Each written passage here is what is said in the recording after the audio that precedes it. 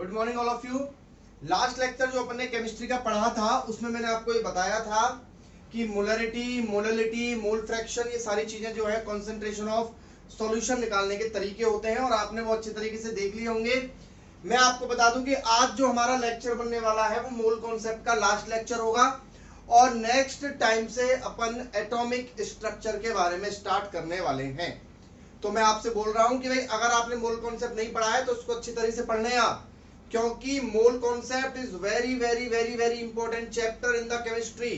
आपको ये पहला चैप्टर जो आपने पढ़ा है ना, ये पूरी साल और अगले साल यानी कि 12th क्लास में भी काम आने वाला है। ठीक है भाई, तो अपन स्टार्ट करते हैं। आज का अपना टॉपिक जो रहने वाला है वो होने वाला है नॉर्मेलिटी, यानी कि मोलरिटी पढ़ लिया, मोलरिटी पढ़ लिया और अब पढ़ने वाले हैं अपन नॉर्मेलिटी। अब नॉर्मेलिटी क्या होती है वो समझा देता हूं मैं आपको। ठीक है भाई, तो नॉर्मेलिटी का मतलब होता है नंबर ऑफ, यानी कि number of gram equivalent, number of gram equivalent of solute in volume, और वॉल्यूम लेना है आपको लीटर में, ऑफ सॉल्यूशन। याद करो मोलरिटी की डेफिनेशन क्या हुआ करती थी। मोलरिटी की डेफिनेशन हुआ करती थी number of moles of solute, number of moles of solute in volume of solution. इसमें होती है नंबर ऑफ ग्राम इक्विवेलेंट। अब आपके दिमाग में क्वेश्चन आ रहा होगा सर ग्राम इक्विवेलेंट क्या होता है, तो चलिए बात करते हैं। अच्छा पहले तो मैं बता दूं इसकी यूनिट क्या होगी। ऐसा यूनिट ऑफ नॉर्मेलिटी ये होगी ग्राम इक्विवेलेंट अपॉन लीटर, यानी कि इसको बोलेंगे ग्राम इक्विवेलेंट, ऐसे लिखते हैं इसको ग्राम इक्विवेलेंट अपॉन लीटर, या फिर बोलेंगे capital N.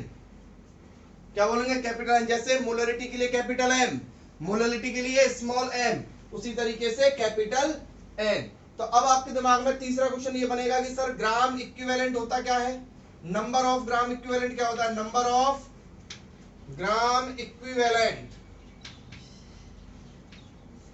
Number of gram equivalent क्या होता है सर, तो नंबर ऑफ ग्राम इक्विवेलेंट निकाला जाता है। देखिए जैसे मोल कैसे निकाला जाता है, मोल आपको सिमिलर तरीके से याद करना सिखाता हूं मैं। मोल कैसे निकाला जाता है, मोल निकाला जाता है given mass upon molecular mass.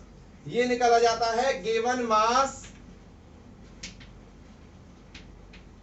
Upon equivalent weight. क्या नई चीज आ गई वापस, equivalent weight. Number of gram equivalent बराबर क्या होता है, given mass upon equivalent wait.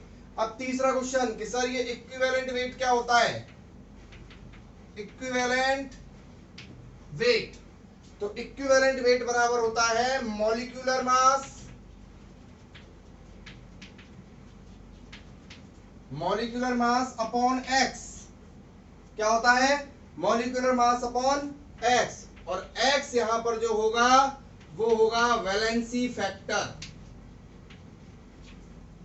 X बराबर यहां पर क्या होगा, वैलेंसी फैक्टर। अब ये वैलेंसी, देखो सारी चीज नई है आपके लिए, धीरे धीरे सीखिए। सबसे पहले मैंने आपको बताया भाई नॉर्मेलिटी क्या होता है, तो नॉर्मेलिटी बराबर होता है number of gram equivalent of solute in volume of solution. Volume of solution you have know, आप जान चुके हो भाई वॉल्यूम ऑफ सॉल्यूशन क्या होता है। अगर आपको नंबर ऑफ ग्राम इक्विवेलेंट पता लग जाए तो आपको पता लग जाएगा कि नंबर ऑफ की मोलरिटी कैसे निकालते हैं। तो फिर मैंने बोला कि चलो भाई ठीक है नंबर ऑफ ग्राम इक्विवेलेंट पे आ जाओ।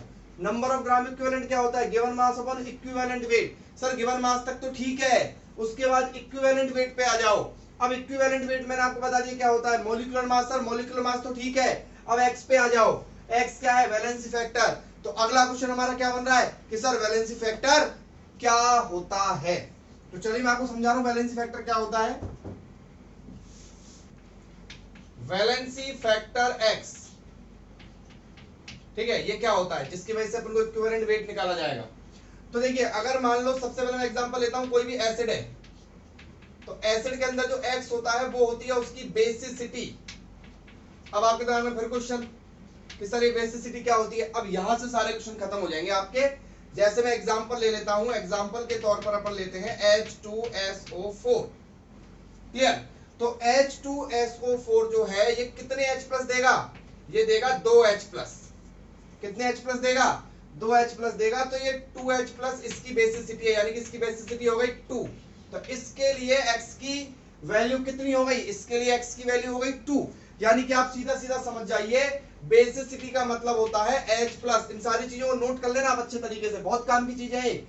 वैलेंसी फैक्ट मैं आपको बता रहा हूं, नॉर्मेलिटी एक ऐसी चीज है जिसमें हर बच्चे को कंफर्म डाउट आता है, confirm.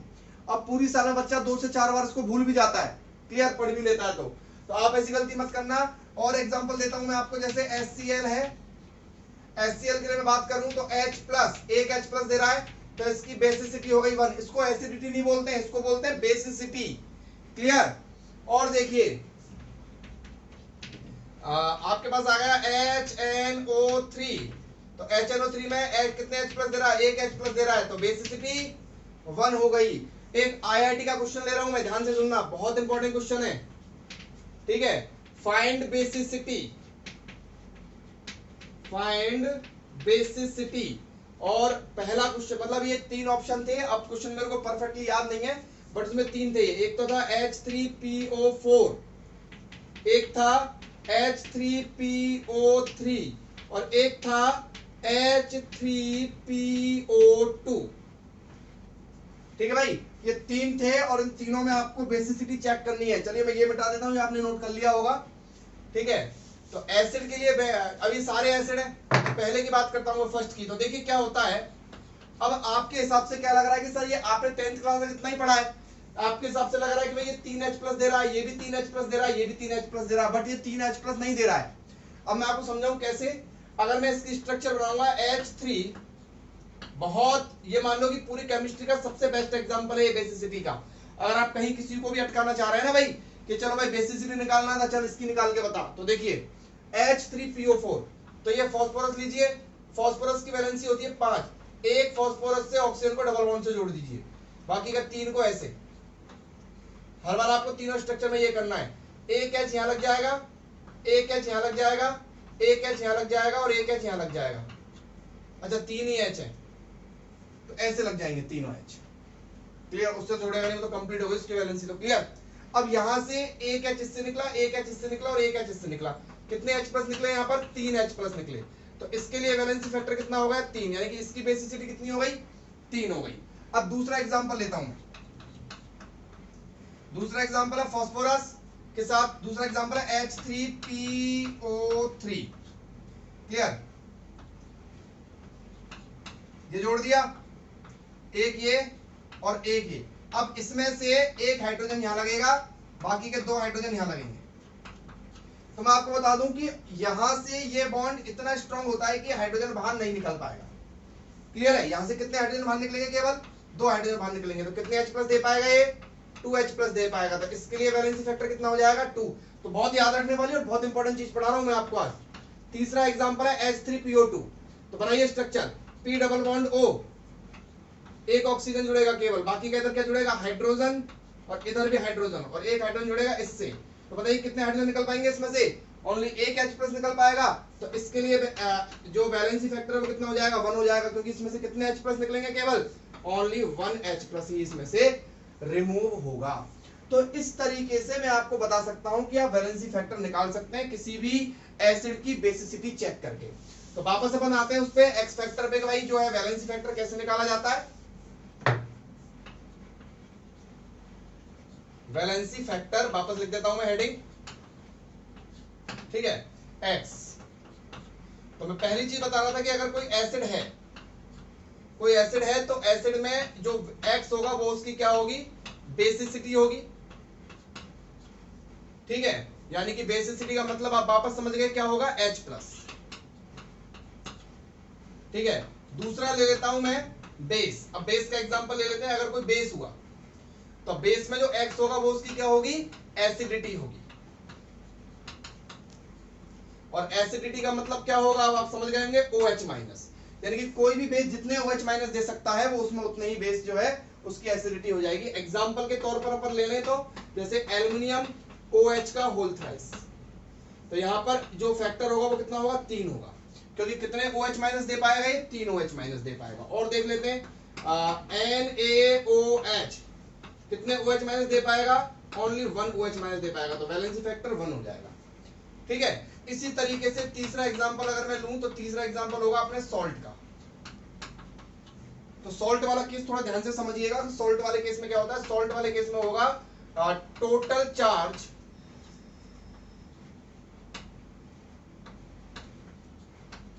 Charge on cation. Cation पे, कैटायन मतलब जिस पे पॉजिटिव चार्ज होता है, तो टोटल पॉजिटिव चार्ज देख लेना है आपको, है ना, पॉजिटिव चार्ज। एग्जांपल लेते हैं Na2SO4। क्लियर। अब देखिए इसको अगर मैं तोड़ूंगा तो ये Na प्लस में टूटेगा, लेकिन कितने आएंगे, 2 Na प्लस आएंगे। ठीक है, 2 Na प्लस आएंगे तो टोटल पॉजिटिव चार्ज कितना हो गया, 2 हो गया। Na प्लस में 1 है और ये कितने Na प्लस है, 2 Na प्लस है। उसी तरीके से AlOH होल थ्राइस, ठीक है, या फिर AlCl3। तो एल्यूमिनियम 1 है, एल्यूमिनियम पे कितना चार्ज होता है, +3 होता है, तो एक्स फैक्टर कितना हो गया, 3 हो गया। और देखो Al2O3, ठीक है, अब एल्यूमिनियम में कितना चार्ज होता है, +3 होता है, कितने एल्यूमिनियम है, 2 एल्यूमिनियम है, तो एक्स कितना हो गया, 6 हो गया। तो इस तरीके से अपन क्या निकाल सकते हैं, वैलेंसी फैक्टर निकाल सकते हैं। तो अब आपको वैलेंसी फैक्टर निकालना आ गया। चलिए धीरे धीरे स्टेप को आगे बढ़ाते हैं। स्टेप को आगे बढ़ाते हुए अपन बात कर रहे थे इक्विवेलेंट वेट की। तो मैं आपको बता दूं कि इक्विवेलेंट वेट जो है बराबर क्या होता है, given mass, sorry molecular mass upon X factor. तो इक्विवेलेंट वेट क्या हो गया, given mass molecular mass upon X factor. और एक्स फैक्टर क्या है, समझ गए ना आप, एक्स फैक्टर क्या है, एक्स फैक्टर क्या है, एसिड के लिए H प्लस है, बेस के लिए OH माइनस है, और सॉल्ट के लिए टोटल चार्ज है, चार्ज ऑन कैटायन। तो आप इस चीज को याद रखें। ठीक है, इक्विवेलेंट वेट हो गया। अब जैसे मैं आपको क्वेश्चन लेता हूं कि फाइंड, देखो नॉर्मलिटी पढ़ने के लिए मैंने आपको, इसलिए आपको लास्ट लेक्चर में नॉर्मलिटी नहीं पढ़ाई थी, क्योंकि नॉर्मलिटी पढ़ने के लिए पहले इतनी सारी तैयारियां करनी पड़ती है अपन को, तब जाके नॉर्मलिटी समझ में आती है। तो फाइंड इक्विवेलेंट वेट, ठीक है। और फर्स्ट क्वेश्चन है H2SO4 का, दूसरा क्वेश्चन है NaOH का। ठीक है, तो इन दोनों का मुझे क्या निकालना है, इक्विवेलेंट वेट निकालना है। तो फर्स्ट का लगाते हैं सबसे पहले, इक्विवेलेंट वेट क्या होगा, मॉलिक्यूलर मास, मॉलिक्यूलर मास इसका कितना होगा, 2 × 1 प्लस सल्फर का 32 प्लस ऑक्सीजन का 16 × 4 अपॉन, और इसके लिए बोलो भाई कितना एक्स फैक्टर होगा, इसके लिए 2 होगा एक्स फैक्टर, तो 2। जब आप इसको सॉल्व करोगे पूरा तो ये आ जाएगा 98, ये पहले ही पता था अपन को 2, और इसका आंसर आएगा 49 ग्राम। कितना आएगा, 49 ग्राम। दूसरा NaOH, ठीक है, तो इक्विवेलेंट वेट सोडियम का 23, ऑक्सीजन का 16 + 1 अपॉन इसका एक्स फैक्टर 1 होगा बच्चों, क्लियर होगा, कितना होगा, 1 होगा। तो ये टोटल हो जाएगा आपका 40/1, यानी कि कितना आ जाएगा, 40 ग्राम। क्लियर। तो इस तरीके से अपन जो है इक्विवेलेंट वेट फाइंड आउट कर सकते हैं। अगला अपना टॉपिक था number of gram equivalent, number of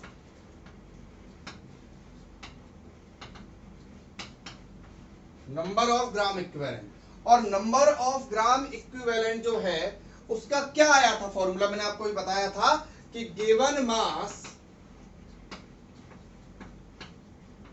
upon equivalent weight. और आई थिंक आपको इक्विवेलेंट वेट निकालना तो आ ही गया है। तो चलिए क्वेश्चन ले लेते हैं इसी पे कि find number of gram equivalent of 0.98 gram of H2SO4. Find number of gram equivalent of 0.98 gram of H2SO4. तो देखिए सबसे पहले आपको गिवन मास, कितना गिवन मास दिया हुआ है 0.98 ग्राम. चलिए इसको लिख लेते हैं साइड में, है ना. अब अपना टारगेट क्या रह गया, इक्विवेलेंट वेट निकालना. तो इक्विवेलेंट वेट निकालने के लिए क्या करना है, मॉलिक्यूलर मास, सारे फॉर्मूले लिख लें एक जगह, molecular mass upon X factor. ठीक है, मॉलिक्यूलर मास कितना होता है इसका 98 अपॉन एक्स फैक्टर कितना होता है 2. तो क्योंकि यहाँ पे 2H प्लस है नहीं, इसलिए कितना होगा एक्स फैक्टर 2 होगा. तो 98 अपॉन 2 करेंगे तो कितना आएगा 49 ग्राम. आ गया बच्चों. अब अपन को निकालना है नंबर ऑफ ग्राम इक्विवेलेंट. तो नंबर ऑफ ग्राम इक्विवेलेंट का फॉर्मूला गिवन मास यानी कि 0.98 upon equivalent wait, and equivalent weight is 49. Clear है. तो ये आ जाएगा आपके पास 98 अपॉन 4900. 49 से 2 बार कटेगा तो 2 अपॉन 100, यानी कि आंसर आएगा 0.02. और यूनिट क्या लगेगी, ग्राम इक्विवेलेंट. समझ गए. तो इस तरीके से अपन जो है इस क्वेश्चन को सॉल्व कर सकते हैं. Find the number of gram equivalent of 0.4 gram NaOH. चलिए स्टार्ट करते हैं. Number of gram equivalent, number of gram equivalent. Number of gram equivalent क्या हुआ, नंबर ऑफ ग्राम इक्विवेलेंट होगा given mass upon equivalent wait. तो क्या रहा target भाई, इक्विवेलेंट वेट निकालने का. तो equivalent weight is equal to molecular mass upon X factor. मैं बार बार ये फॉर्मूले इससे लिख रहा हूं जिससे आपको याद हो जाए भाई. Molecular mass upon X factor, then molecular mass is NaOH का बोलो 23 plus 16 plus 1 and X factor is 1, क्योंकि सोडियम हाइड्रोक्साइड में से केवल और केवल एक OH माइनस रिलीज होगा, इसलिए इसका एक्स फैक्टर 1 हो जाएगा. तो दिस इज 40 अपॉन 1 यानी कि 40 ग्राम. क्लियर. और आपको अब निकालना है नंबर ऑफ ग्राम इक्विवेलेंट बराबर गिवन मास 0.4 और नीचे दिया हुआ है आपको 40. तो ये हो जाएगा 4 अपॉन 400 यानी कि answer is 0.01 gram equivalent answer. तो इस तरीके से आप किसी भी चीज के ग्राम इक्विवेलेंट निकाल सकते हो. आई थिंक आप अच्छे से फैमिलियर हो गए होंगे इस चीज के. अब वीडियो को 1-2 बार रिपीट करके देखेंगे तो आपको समझ में आ जाएगा ग्राम equivalent, number of gram equivalent क्या होता है, इक्विवेलेंट वेट क्या होता है और एक्स फैक्टर क्या होता है. 3 चीजें सिखाई है मैंने आपको. चलिए अब वापस नॉर्मलिटी की तरफ आते हैं. क्लियर. तो मैं नॉर्मलिटी क्या बता रहा था आपको, नॉर्मलिटी मैंने आपको बताई थी. नॉर्मलिटी, अब वापस मैं नॉर्मलिटी पे आ रहा हूं भाई. नॉर्मलिटी आपको मैंने बताई थी कि भाई number of gram equivalent of solute upon volume of solution in litre. अब देखिए बहुत सारी बुकों में इसी फॉर्मूले को बहुत मॉडिफाइड करके दे रखा होता है, बट मेरे हिसाब से ये फॉर्मूला इतना ही सिंपल रहे तो ज्यादा बेटर है. वो मॉडिफिकेशन कैसे दे रखा होता है वो मैं आपको समझा देता हूं. इस नंबर ऑफ ग्राम, ये नॉर्मलिटी है n, तो क्या करते हैं वो लोग, number of gram equivalent of solute है भाई. क्या होता है ये होता है given mass upon equivalent wait. ये होता है given mass upon equivalent weight. और नीचे क्या है, नीचे है वॉल्यूम लीटर के अंदर. ठीक है. और गिवन मास ऑफ सॉल्यूट मैंने आपको पहले बताया था, मैं लिखता था WB अपॉन इक्विवेलेंट. अब इक्विवेलेंट वेट को और ओपन कर देते हैं ये लोग. इक्विवेलेंट वेट क्या होता है, इक्विवेलेंट वेट होता है मॉलिक्यूलर मास. मॉलिक्यूलर मास क्या लेता था मैं हमेशा, सॉल्यूट का MB. तो molecular mass upon X factor, तो इसकी जगह लिख देंगे नीचे W B upon M B, और एक्स हो जाएगा ऊपर और नीचे वॉल्यूम इन लीटर। तो नॉर्मलिटी का फॉर्मूला क्या बना देते हैं भाई, W B upon M B into X upon B. तो ये फॉर्मूला भी काम का होता है, वैसे तो कोई दिक्कत नहीं है, बट लेकिन मेरे हिसाब से अगर आप ऐसे चलोगे तो ज्यादा बेटर है। क्लियर है? चलिए नॉर्मलिटी के क्वेश्चन को करने की कोशिश करते हैं अपन। नॉर्मलिटी का क्वेश्चन कैसे होगा अपन से, चलिए नॉर्मलिटी का क्वेश्चन ले लेते हैं जिससे अपन को समझ में आ जाएगा। बाकी का नॉर्मलिटी के जितने भी क्वेश्चन होते हैं वो बड़े आसान होते हैं। क्लियर? अब स्ट्रेंथ के बारे में और अपन बात करेंगे। ठीक है, calculate normality of solution containing 20.5 gram of hydrated oxalic acid.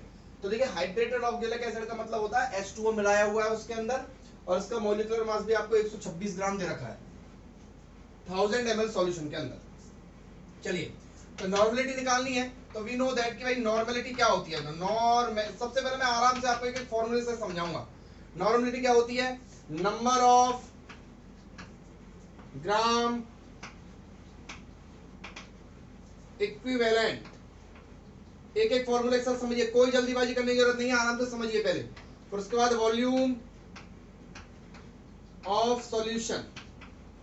ठीक है, ये था अपना मतलब। ठीक है, तो नंबर ऑफ ग्राम इक्विवेलेंट की बात करूं तो वो अपने पास है नहीं अभी, लेकिन वॉल्यूम ऑफ सॉल्यूशन आपको दिया हुआ है 1000 ml सॉल्यूशन, तो इसको हो जाएगा 1 लीटर।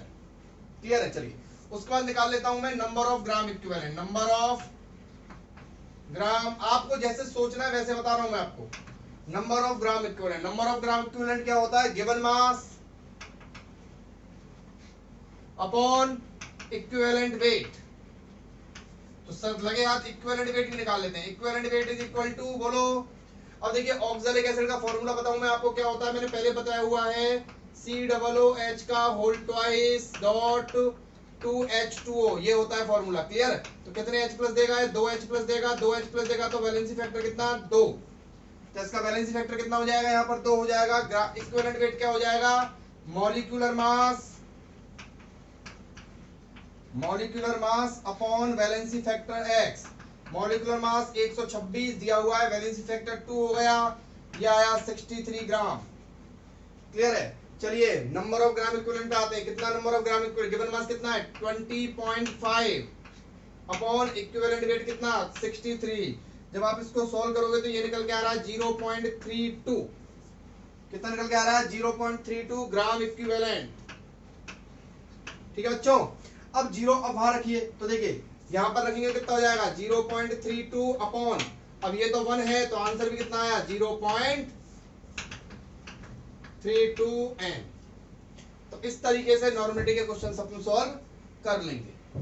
सम इंपॉर्टेंट रिलेशन, अगला टॉपिक अपना है सम इंपॉर्टेंट रिलेशन। कुछ इंपॉर्टेंट रिलेशन मैं आपको समझाऊंगा जो आपने अब तक पढ़ा है। तो देखिए पहला रिलेशन जो है मेरा वो क्या है, देखिए मोलरिटी क्या होती है आपको पता है। मोलरिटी क्या होती है, number of moles upon volume of solution. Clear? अब दूसरी मैं बात करूं कि नॉर्मलिटी क्या होती है, देखना कितनी इंपॉर्टेंट चीज है, बहुत इंपॉर्टेंट चीज समझा रहा हूं मैं आपको। नॉर्मलिटी क्या होती है, number of gram equivalent upon volume of solution.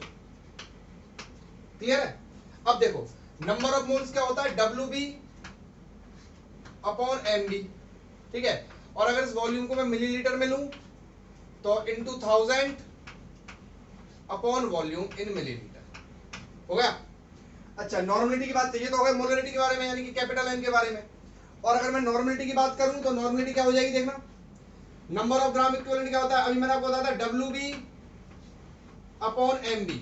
ठीक है, और अगर इस वॉल्यूम को मैं मिलीलीटर में लेता हूं तो नीचे आ जाएगा वॉल्यूम इन मिलीलीटर, ऊपर मल्टीप्लाइड बाय 1000, लेकिन ऊपर क्या चीज आएगी, एक्स और आएगा, यही आएगा ना, ऊपर क्या आएगा, एक्स और आएगा। अब आप एक काम करिए कि नॉर्मलिटी और मोलरिटी का डिवाइड कर दीजिए। तो नॉर्मलिटी में आएगा ऊपर WB, सब नोट करना है आपको, WB upon MB into 1000 into X upon volume इन मिलीलीटर। ठीक है, और नीचे करूंगा तो क्या आएगा, WB अपॉन एम बी, ठीक है, इंटू 1000 अपॉन वी मिलीलीटर। अभी ये चीज कैसे आई थी पता लग गया ना आपको, W B upon M B कैसे लेते, मैं वापस बता देता हूँ। देखो नंबर ऑफ ग्राम इक्विवेलेंट क्या लिया था, नंबर ऑफ ग्राम इक्विवेलेंट था गिवन मास यानी कि W B upon equivalent weight, और इक्विवेलेंट वेट क्या था, molecular mass upon X factor.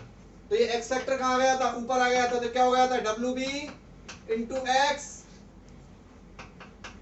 Upon molecular mass, तो मैंने वो लिख दिया यहाँ पे W B upon M B into X. Clear, तो W B upon M B से W B upon M B गया, वी एम एल से वी एम एल गया, और 1000 से 1000 गया।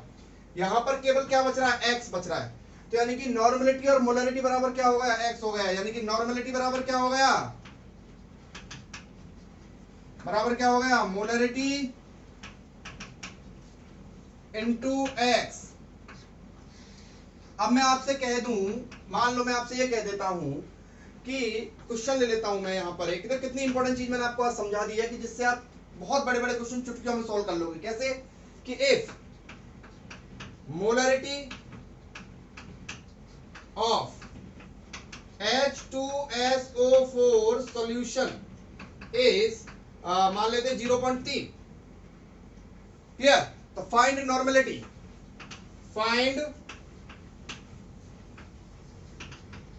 नॉर्मलिटी। बड़ा आसान हो गया कि नॉर्मलिटी बराबर क्या हो जाएगा, मोलरिटी कितनी 0.3 और H2SO4 के एक्स फैक्टर कितना 2, तो आंसर 0.6 है। Is it clear, is it clear, बहुत आसानी से ये चीज आपके समझ में आ गई होगी। तो पहला रिलेशन मैं आपको बता दूं कि पहला रिलेशन मेरा यहां पर है कि नॉर्मलिटी बराबर होता है मोलरिटी इनटू एक्स। अब देखते हैं second relation, strength of solution. Strength of solution क्या होता है, देखिए स्ट्रेंथ ऑफ सॉल्यूशन अगर मैं मोलरिटी के लिए बात करूं मान लो, तो मोलरिटी के लिए स्ट्रेंथ ऑफ सॉल्यूशन हो जाएगा नंबर ऑफ मोल्स या नंबर ऑफ ग्राम इक्विवेलेंट, ठीक है। अब आप एक चीज देखो, क्या देखना है आपको कि जैसे मान लो कोई सॉल्यूशन है, उसकी नॉर्मलिटी क्या होती है आपको पता है, उसकी number of gram equivalent upon उसका वॉल्यूम, ठीक है, अपॉन उसका वॉल्यूम। तो ध्यान रखना कभी भी अपन बात करें कि ये एक तरीके से क्या हो गई, स्ट्रेंथ अपॉन उसका वॉल्यूम। तो यहां से स्ट्रेंथ की अगर मैं बात करूं तो वो हो जाएगा n इंटू वी, और अगर स्ट्रेंथ उसकी कांस्टेंट है किसी एक्सपेरिमेंट के अंदर, देखिए एक्सपेरिमेंटल ऑब्जर्वेशन के लिए बता रहा हूं मैं आपको ये रिलेशन, तो ध्यान रखना यहां से बनती है एक नॉर्मलिटी इक्वेशन। आपको बस नॉर्मलिटी इक्वेशन याद रखनी है, और नॉर्मलिटी इक्वेशन होती है n1v1 is equal to n2v2, यहां से n इंटू वी से, क्लियर, क्या होती है n1v1 is equal to n2v2। उसी तरीके से तीसरा है मोलरिटी इक्वेशन, मोलरिटी इक्वेशन, और मोलरिटी इक्वेशन होती है m1v1 is equal to m2v2। अब इसके क्वेश्चन कैसे बनेंगे सर जी, तो इसके क्वेश्चन बनने के लिए क्या होगा, देखो सुनो, आपको नॉर्मलिटी दी जाएगी सॉल्यूशन की और उसका वॉल्यूम दे दिया जाएगा, क्लियर, आपसे बोला जाएगा कि उसकी स्ट्रेंथ कांस्टेंट है, उसकी स्ट्रेंथ कांस्टेंट है, तो बताइए कि उसकी इतनी नॉर्मलिटी करने के लिए आपको, जैसे आपको बोल दिया, जैसे मैं क्वेश्चन वर्बली ले लेता हूं, देखिए कैसे, मान लो कि एक सॉल्यूशन है और उसकी मोलरिटी जो है वो 0.2 m है, कितना है 0.2 m है, और उसके सॉल्यूशन का जो वॉल्यूम है वो है आपका मान लो 200 ml, कितना है 200 ml है। अब आपसे बोल दिया कि अगर मुझे मोलरिटी को 0.4 करना है, कितना करना है 0.4 करना है, तो मुझे वॉल्यूम में कितना चेंज करना पड़ेगा इफ स्ट्रेंथ इज कांस्टेंट, ऐसे बोल दिया, ठीक है। तो वी नो दैट कि भाई m1v1 इज इक्वल टू क्या होता है m2v2। जब आप एक्सपेरिमेंट करोगे ना केमिस्ट्री लैब के अंदर जाके, तो आपको पहले एक्सपेरिमेंट में ये फॉर्मूला काम आएगा, क्लियर। तो m1v1, m1 कितना 0.2, and what is v1, v1 is 200, and what is m2, m2 is 0.4, and what is v2, v2 is v2, ठीक है। तो 0.2 upon 0.4 into 200 is equal to v2, ठीक है, पॉइंट से पॉइंट गया, 2 दूनी 4, यानी कि आपको वॉल्यूम क्या करना पड़ेगा, 100 ml कम करना पड़ेगा। वॉल्यूम 100 ml कम कर दो तो नंबर ऑफ मोल्स जो है, यानी कि number of moles of solute जो है वो सॉल्यूशन के अंदर इंक्रीज हो जाएंगे और उसकी मोलरिटी में जो है वो थोड़ा सा चेंज आ जाएगा, यानी कि उसकी मोलरिटी बढ़ जाएगी। अच्छा, एक चीज और मैं आपको समझा दूं यहाँ पे कि मान लो कि तीसरा चौथा रिलेशन जो मैं आपको समझाने वाला हूं वो क्या है। चौथा रिलेशन यहाँ पर ये है कि मान लो कि आपके पास दो सॉल्यूशन है, सॉल्यूशन नंबर एक है और एक है आपके पास सॉल्यूशन नंबर 2, ठीक है। और इस सॉल्यूशन की जो नॉर्मेलिटी है वो n1 है और इसका वॉल्यूम v1 है, इसकी n2 है और इसकी v2 है। आपने इन दोनों को मिला दिया, इन दोनों को मिलाने पर आपके पास एक तीसरा सॉल्यूशन रेडी हो गया, सॉल्यूशन नंबर 3, क्लियर, जिसकी नॉर्मेलिटी n3 आई और वॉल्यूम उसका v3 होगा। वॉल्यूम तो बढ़ेगा, उसका नॉर्मेलिटी बढ़ेगी। तो ध्यान रखना, नॉर्मेलिटी वाले केस में ओनली फॉर नॉर्मेलिटी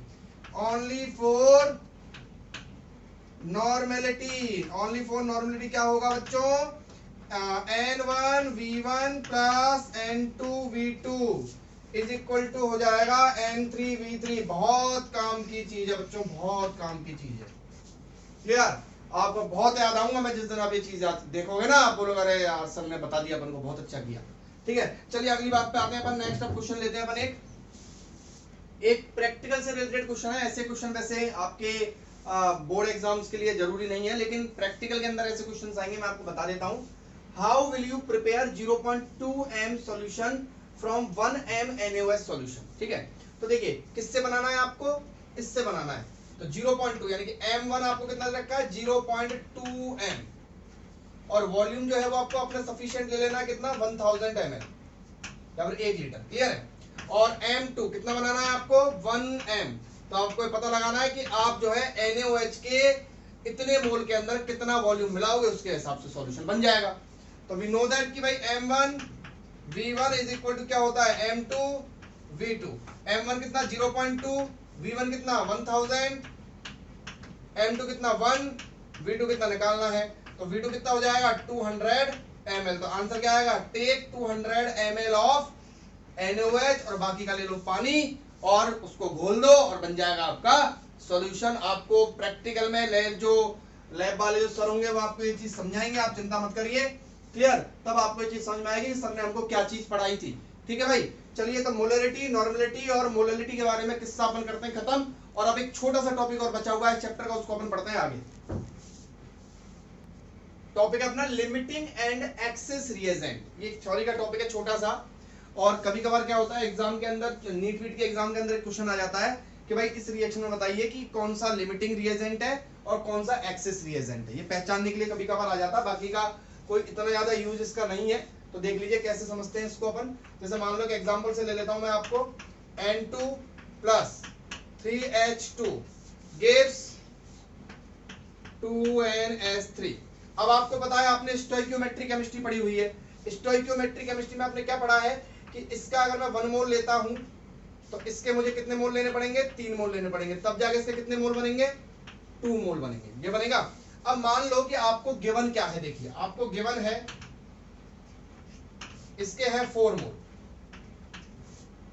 ठीक है, और इसके मोल है आपको 14 मोल, ठीक है। अब इससे कोई मतलब नहीं है, रिएजेंट तो हमारे होते हैं इधर वाले, इनको बोलते हैं रिएजेंट, क्लियर।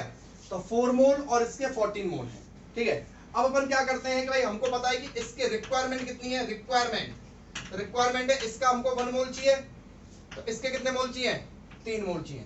इसके अगर मुझे 2 मोल चाहिए तो इसके मुझे कितने मोल चाहिए, 6 मोल चाहिए। इसके अगर मुझे 3 मोल चाहिए, इसके मुझे कितने चाहिए, 12 मोल चाहिए। अगर इसके मुझे 4 मोल चाहिए तो मुझे इसके कितने मोल चाहिए, 16 मोल चाहिए। और मैं ले लेता हूं, मान लो इसके कितने 18 मोल है, 18 ले लेते हैं, इसके 16 मोल। तो क्या होगा, देखिए जब आप इसके 4 मोल कंज्यूम करोगे, इसके पूरे 4 मोल कंज्यूम हो जाएंगे, तो इसके कितने हो जाएंगे, 16 मोल कंज्यूम हो। तो इसके कितने बचेंगे टोटल, बाद में आप टोटल रिमेनिंग कितने बचेंगे, इसके बचेंगे 0 मोल और इसके बचेंगे 2 मोल। बचेंगे नहीं बचेंगे भाई, इसके तो 4 की 4 पूरे कंज्यूम हो जाएंगे और इसके 4 के साथ कितने कंज्यूम हो जाएंगे, 1 मोल के साथ 3, 2 के साथ 6, 3 के साथ 9, सॉरी 3 के साथ कितने 9 मोल, 3 के साथ 9 होंगे, वापस लिख देता हूं मैं, 3 के साथ 9 और 4 के साथ 12 मोल। चलिए तो 14 ले लेते हैं, ठीक है, 4 के साथ 12 मोल। अब देखिए इसके कितने मोल बचे टोटल, अगर बात करूं मैं टोटल इसके बचे 0 मोल, ठीक है, और इसके कितने बचे 2 मोल बचे। अब आप मेरे को एक बात बताओ कि ये अब आपके दिमाग में क्या आ रहा है, एक चीज ये आ रही है आपके दिमाग में कि अगर मान लो ये और होता तो कुछ और बन जाता, जैसे इसको 14 की जगह मान लो 15 ले लूं, अभी नोट मत करना, आप लिखते जाओ देखते जाओ। अब ये कितने बचे ना 3 मोल, ठीक है। अब आपके दिमाग में क्या आ रहा है कि अगर 1 मोल और होता तो इसके 3 मोल कंज्यूम करके और बना देता, समझ गए बात को, यही तो दिमाग में आ रहा होगा ना। या फिर आपसे आपके दिमाग में क्या आ रहा होगा, किसी बच्चे के दिमाग में क्या आ रहा होगा, अरे ये होता ही नहीं, ये भी 0 हो जाता, ये 12 ही होता, ये 15 होता ही नहीं, ये भी 0 हो जाता। तो आप कोई बच्चा क्या समझ रहा है कि यार ये कम था, और कोई बच्चा क्या समझ रहा है यार ये ज्यादा था, ठीक है। अब जो बच्चा कह रहा है कि भाई ये कम था तो उसके लिए तो ये N2 जो है वो क्या हो गया, लिमिटिंग रिएजेंट, यार ये कम था तो उसके लिए क्या हो गई, ये चीज लिमिटिंग रिएजेंट हो गई। और जो बच्चा कह रहा है कि नहीं साहब ये ज्यादा था तो उसके लिए ये चीज क्या हो गई, एक्सेस रिएजेंट हो गई। तो इनको क्या है कभी कभार आ जाते हैं, जैसे क्वेश्चन में आ जाता, मान लो आपको ऐसे दे देता कि इसके 4 मोल के बने, इसके 15 मोल के बने, और आपसे बोल देता कि भाई इसमें से लिमिटिंग रिएजेंट और एक्सेस रिएजेंट जो है अलग अलग करके बताओ, तो आंसर क्या होता, N2 लिमिटिंग होता और H2 क्या होता, एक्सेस होता। लेकिन अगर मान लो हमेशा जरूरी नहीं है कि N2 + 3H2 वाली रिएक्शन के अंदर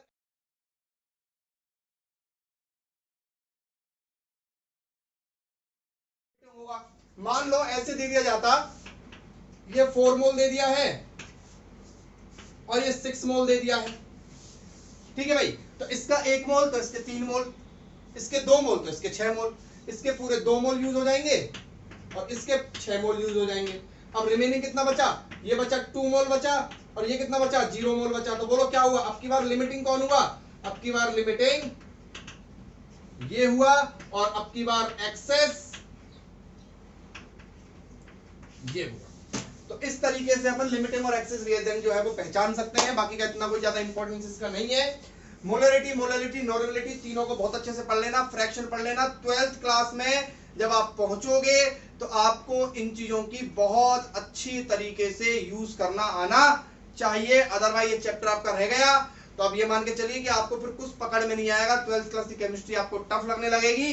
अगला लेक्चर जो हमारा होगा वो होगा एटॉमिक स्ट्रक्चर से रिलेटेड, और उसमें अपन इलेक्ट्रॉनिक कॉन्फ़िगरेशन लिखना सीखेंगे। Thank you.